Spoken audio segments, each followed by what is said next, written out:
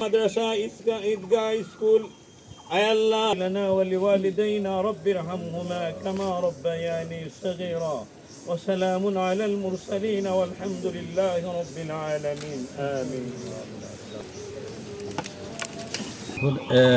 Day one থেকেই আমরা মাননীয় প্রধানমন্ত্রীর নির্দেশে আমরা foreign ministry of foreign affairs, প্রবাসী কল্যাণ মন্ত্রণালয় অ্যান্ড সিভিল এভিয়েশন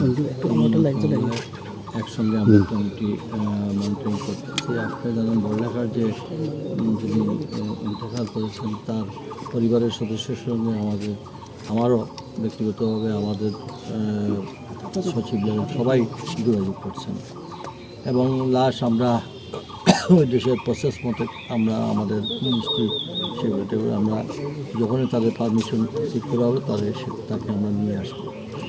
এবং শুধু একা না, আরেকজন আমাদের সিলেক্টেড, সেটাও আমরা করেছি এবং আমরা একই প্রসেসে আমরা লাশ দেশে নিয়ে আসবো।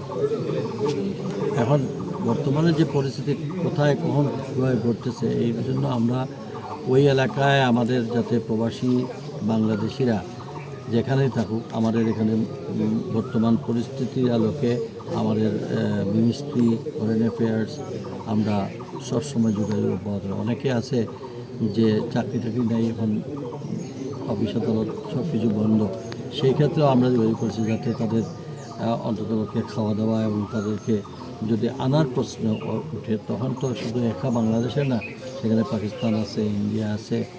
তো মোটামুটি আমরাও এটারও মেন্টাল প্রিপারেশন নিয়ে রাখছি যাতে আমাদের নাগরিকদেরকে আমরা এখন এই মুহূর্তে যেহেতু বিমানের রুট সবটি বন্ধ এবং ইন্টারন্যাশনাল আমরা আশা করতেছি যদি যুদ্ধটা থেমে যায় তাহলে তো ডিজিটাল দীর্ঘ তখন আমরা পরিস্থিতির উপর বিবেচনা করে।